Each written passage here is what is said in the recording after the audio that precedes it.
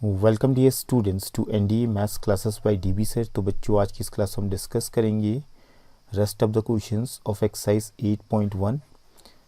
Previous class हमने discuss किया था अप टू क्वेश्चन नंबर 4 और आज की क्लास में हम क्वेश्चन नंबर 5 to 11 डिस्कस करेंगे। ओके, तो स्टार्ट करते हैं आज की class without wasting much time with question number 5। तो यहाँ पे गिवन किया हमें सेक थीटा हमें गिवन है 13/12। ओके, हमने निकालने calculate all other trigonometric ratios. तो सारे निकालने में जितने भी ट्रिग्नोमेट्रिक रेशियोज है, टोटल 6 होते हैं, एक ऑलरेडी गिवन है, तो बचे हुए जो 5 ट्रिग्नोमेट्रिक रेशियोज है वो हमने निकालने हैं। ओके, तो जैसे कि हमें मालूम है कॉस थीटा होता है बेस अपॉन हाइपोटेन्यूज और सेक जो है कॉस का रेसिप्रोकल होता है। तो सेक क्या हो जाएगा, हाइपोटेन्यूज अपॉन बेस। तो हाइपोटेन्यूज क्या हो गया यहाँ पे, हाइपोटेन्यूज अपॉन बेस। तो हाइपोटेन्यूज हो गया आपका 13K और बेस हो गया 12K। एंड पहले तो हम परपेंडिकुलर निकालते हैं। पहले हम यहाँ पे क्या अप्लाई करेंगे, Pythagoras theorem, applying Pythagoras theorem. H का square is equal to what you are getting, perpendicular square plus base का स्क्वायर। एच हमें मालूम है कितने हैं, 13K है, तो 13K का square is equal to perpendicular मालूम है, पी को पी रहने देंगे। बेस हमारे पास है 12K का स्क्वायर। ओके, तो 13 का स्क्वायर हो गया 169 और k का स्क्वायर k स्क्वायर ही हो जाएगा। परपेंडिकुलर स्क्वायर प्लस 12 का स्क्वायर हो गया आपका 144K स्क्वायर। 144K स्क्वायर को यहाँ लाइए लेफ्ट हैंड साइड में, तो 169K square minus 144K square कितना हो जाएगा, 25K square is equal to p का स्क्वायर। तो p इज इक्वल टू आ जाएगा आपका square root of 25K square, जो कि आ जाएगा परपेंडिकुलर इज इक्वल टू 5। 25 का स्क्वायर रूट 5 हो गया, के स्क्वायर का स्क्वायर रूट के हो जाएगा। ओके, सो परपेंडिकुलर निकल चुका है। आप अब कुछ भी निकाल सकते हैं। तो बचे हुए जो ट्रिग्नोमेट्रिक रेशियोज थे, पहले तो हम निकालते हैं sine theta is equal to होता है आपका पी अपॉन एच। तो परपेंडिकुलर है 5K और हाइपोटेन्यूज कितना था, हाइपोटेन्यूज था आपका 13K। के से के कैंसिल, तो 5/13 ये आ गया हमारा साइन थीटा। ओके, उसके बाद अगर कॉस थीटा निकालें तो कॉस थीटा तो सीधे डायरेक्टली हम लिख सकते हैं इसका रेसिप्रोकल। सेक थीटा हमें मालूम है 13/12 है, तो कॉस थीटा जस्ट इसका उल्टा हो जाएगा रेसिप्रोकल, दैट मीन्स 12/13 डायरेक्टली हम लिख देते हैं इसको। ओके, एंड आफ्टर दैट फिर आया आपका टेन थीटा, या साइन का रेसिप्रोकल पहले कॉसेक लिख देते हैं, ज़्यादा बेटर रहेगा। कॉसेक थीटा हो जाएगा आपका साइन थीटा का जस्ट उल्टा, मीन्स साइन थीटा अगर 5/13 है तो कॉसेक थीटा इसका उल्टा हो जाएगा रेसिप्रोकल, दैट इज़ 13/5। ओके, अब आप निकाल सकते हैं टेन थीटा। तो tan theta is equal to होता है P upon B, perpendicular upon base. तो परपेंडिकुलर कितना हमारे पास 5K है और बेस कितना था 12K। के से के कैंसिल, तो ये आ गया आपका 5/12।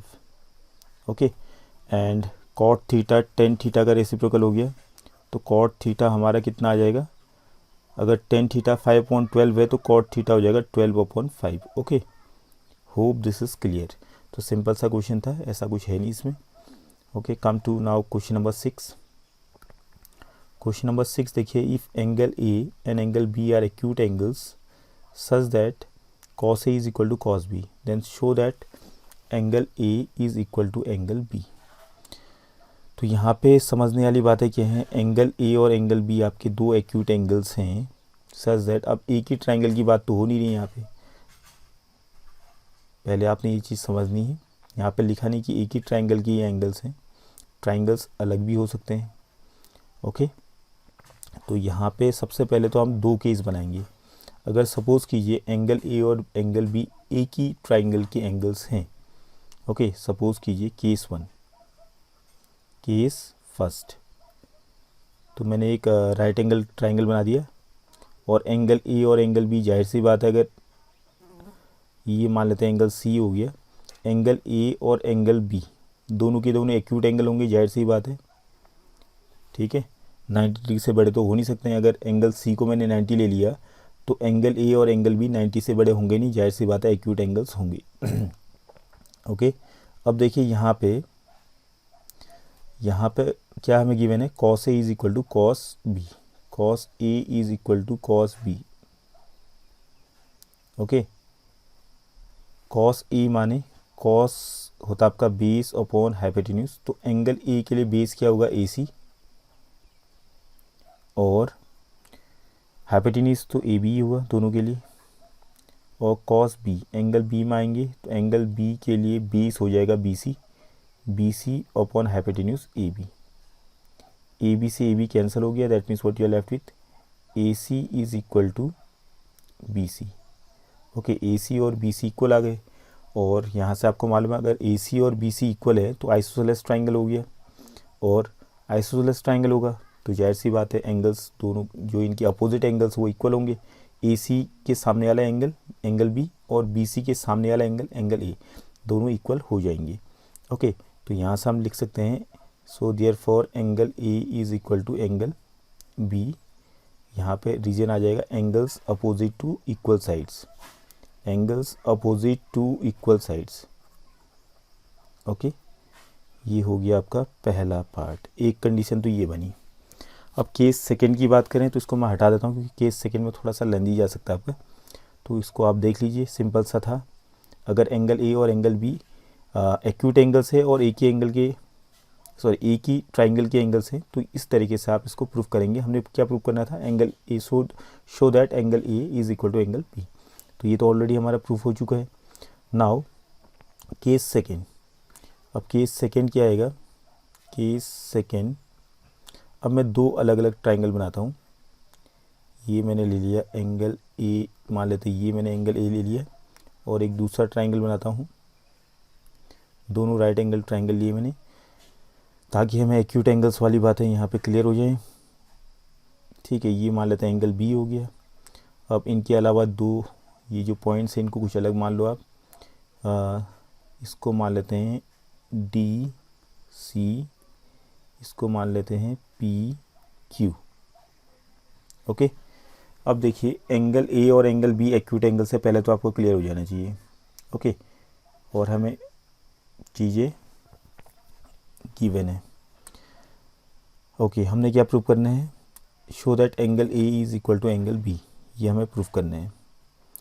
तो दोनों ट्राइंगल्स को अगर हम सिमिलर प्रूफ कर दें, ठीक है, तो angle A is equal angle B हमारा प्रूफ हो जाएगा।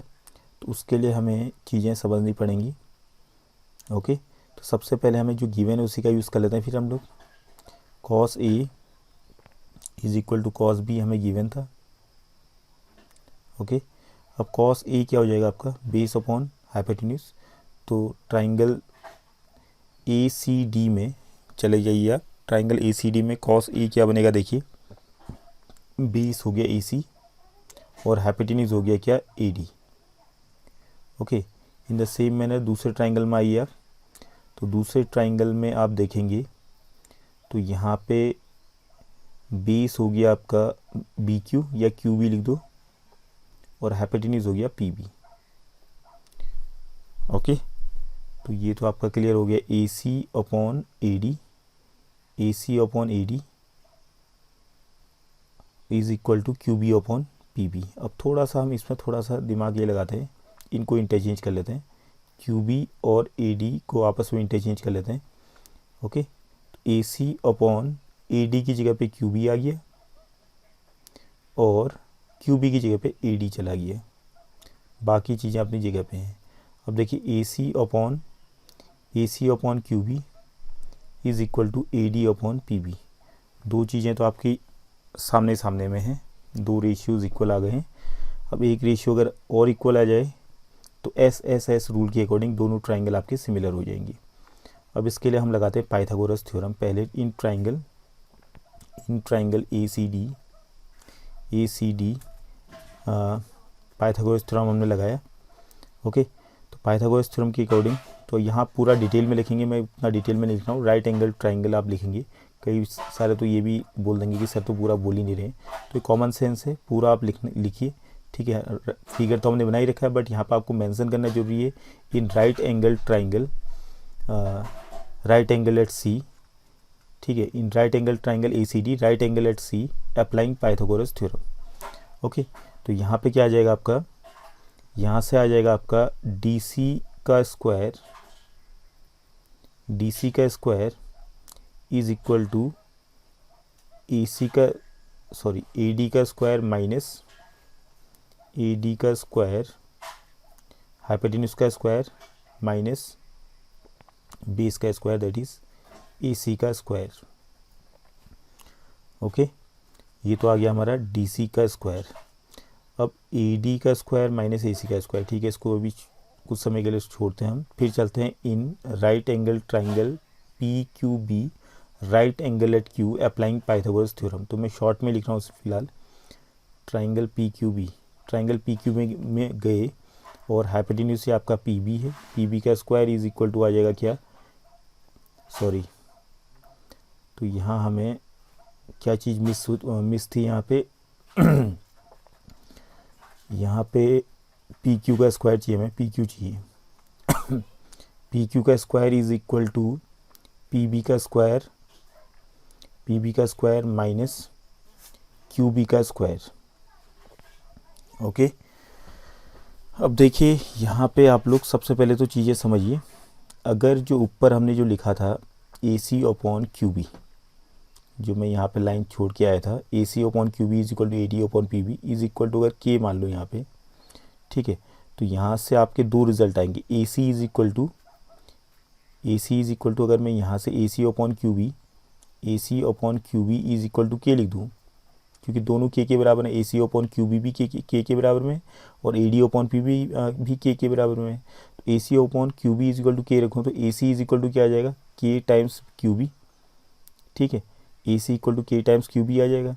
और दूसरे वाले से AD अपॉन PB भी K के बराबर में है, तो AD इज इक्वल टू क्या आ जाएगा, K टाइम्स PB, ठीक है, AD इज इक्वल टू, तो अब जो हमने पहला ट्राइंगल चेंज किया था, ट्राइंगल ACD में हमने पाइथागोरस थ्योरम लगाया था यहाँ पे, तो यहाँ से हमारा क्या आ जाएगा, देखिए आप, DC का स्क्वायर इज इक्वल टू यहाँ से आप देखिए AD की जगह पर हमने क्या कर दिया AD को हटा के लिख दिया K इंटू PB, फिर स्क्वायर है तो K का स्क्वायर PB का स्क्वायर ये आ गया। ओके, माइनस AC की जगह पे लिख दिया हमने K इंटू QB, K का स्क्वायर QB का स्क्वायर, K स्क्वायर यहाँ से कॉमन लेते हैं हम, K स्क्वायर PB का स्क्वायर माइनस QB का स्क्वायर। ओके, और यहाँ से फर्दर हम लिख सकते हैं DC का स्क्वायर इतना था तो DC equal to square root of ये बनेगा, तो K स्क्वायर का स्क्वायर रूट K बन गया, K तो बाहर आ गया, ये रूट के अंदर ही रहा आपका PB का स्क्वायर माइनस QB का square. Okay, hope this is clear. और दूसरे वाले इसमें हम लिख देते हैं PQ का स्क्वायर जो आया था, तो PQ इक्वल टू कितना हो जाएगा, PQ will be equal to square root of PB का स्क्वायर माइनस QB का स्क्वायर। ओके, अब इन दोनों को हम डिवाइड करते हैं, ठीक है, तो यहाँ से देयरफॉर अब DC और PQ का जो रेशियो है देखते हैं किसके बराबर आ रहा है, तो DC अपॉन PQ, तो DC कितना था, K times root of PB का स्क्वायर माइनस QB का स्क्वायर था, अपॉन PQ था आपका रूट ऑफ PB का स्क्वायर माइनस QB का स्क्वायर। अब ये पूरा का पूरा स्क्वायर रूट सेम है तो पूरा कैंसिल हो गया, तो किसके बराबर है, K के बराबर में आ गया।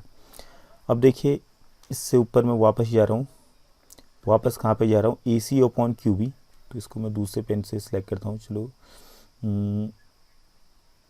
ये कर लेते हैं, AC upon QB is equal to AD upon PB था इक्वल टू K था, इसको मैंने सपोज करो इक्वेशन 1 माना और ये मान लेते हैं इक्वेशन 2 है।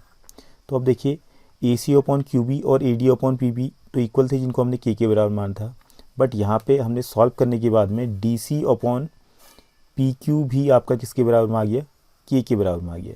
तो फ्रॉम इक्वेशन साइड में लिख देते हैं यहाँ, फ्रॉम 1 and 2 क्या इक्वल है, फिर सबके सब इक्वल हो गए, फिर AC upon QB equal to AD upon PB, ये तो पहले से ही था, और DC अपॉन PQ भी K के बराबर में, दैट मीन्स ये भी इनके बराबर आ गया।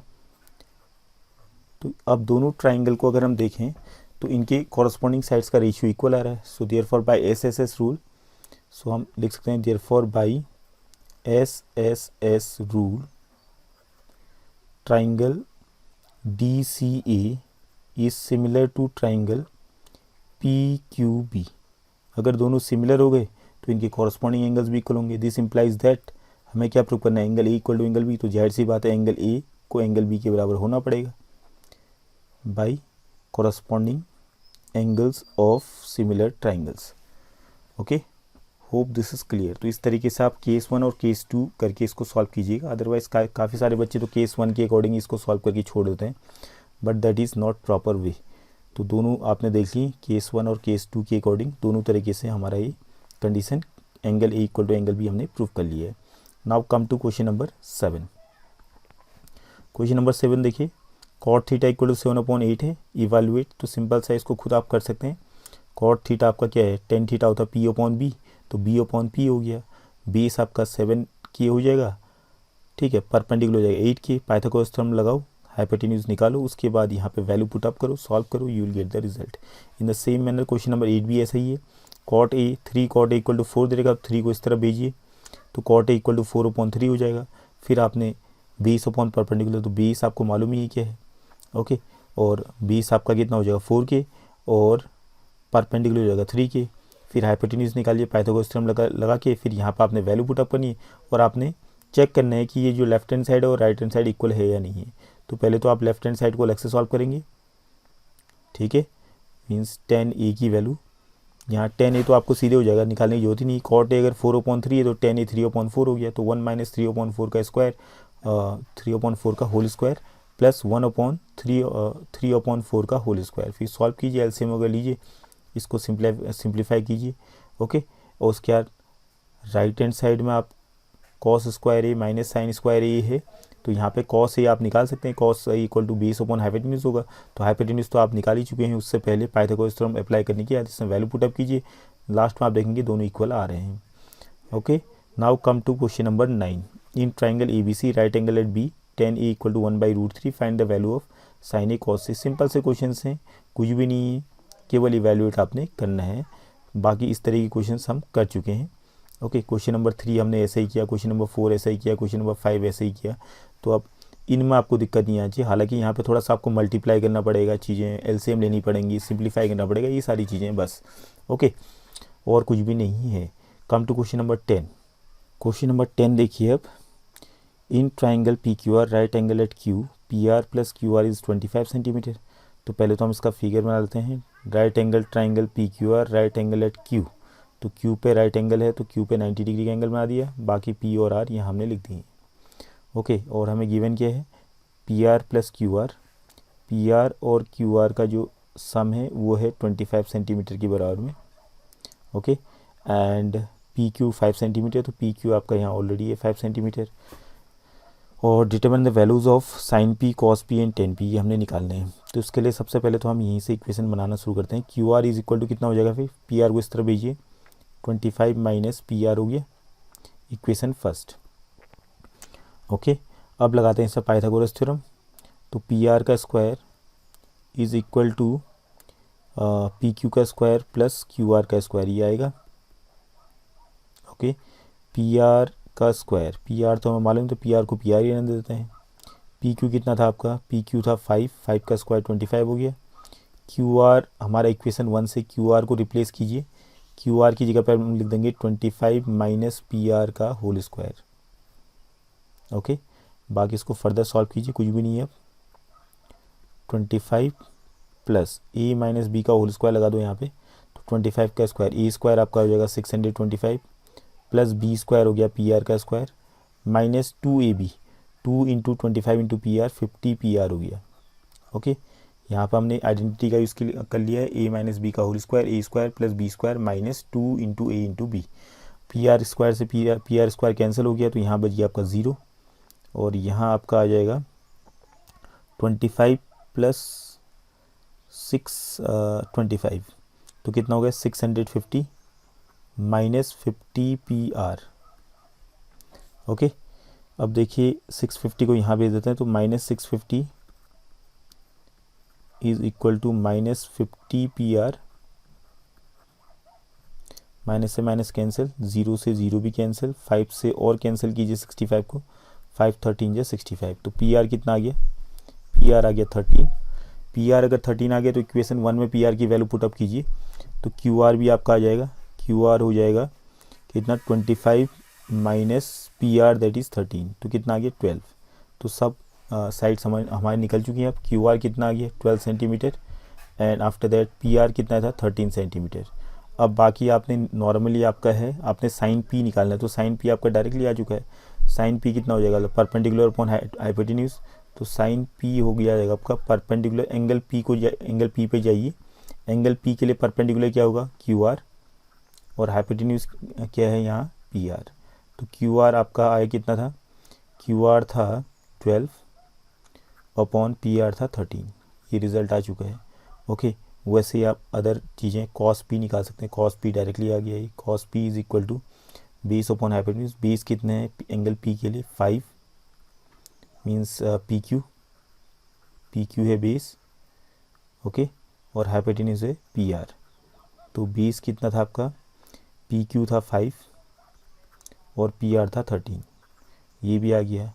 फिर उसके बाद क्या निकालना आपने 10 पी, तो 10 P is equal to P upon B हो गया परपेंडिकुलर अपॉन बेस। तो एंगल पी के लिए परपेंडिकुलर क्या हो जाएगा आपका क्यू आर है और बेस है पी क्यू, तो यहाँ आपका आ जाएगा 12 upon 5। Okay, hope this is clear. तो सिंपल से क्वेश्चन है, ऐसा कुछ नहीं, चीज़ें एक बार पकड़ में आनी चाहिए, बाकी और भी सिंपल हो जाता है। कम टू लास्ट क्वेश्चन, देखिए क्वेश्चन नंबर 11। अब देखिए क्वेश्चन नंबर 11 को अगर ध्यान से देखें आप, तो क्या पूछ रहा है, state whether the following are true और फॉल्स, जस्टिफाई योर आंसर।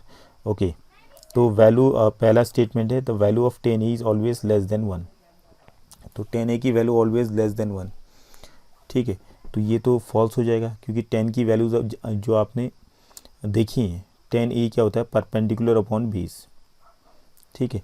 देखिए 10 की वैल्यू ऑलवेज लेस देन 1 होगी कह रहा है, तो ये it is false statement. Why, क्योंकि 10 होता है परपेंडिकुलर अपॉन बेस। अगर किसी भी राइट एंगल ट्राइंगल में हम चले जाएं, सपोज़ कीजिए एंगल ए है, ये बी हो गया, ये सी हो गया, अब 10 की बात हो रही है, तो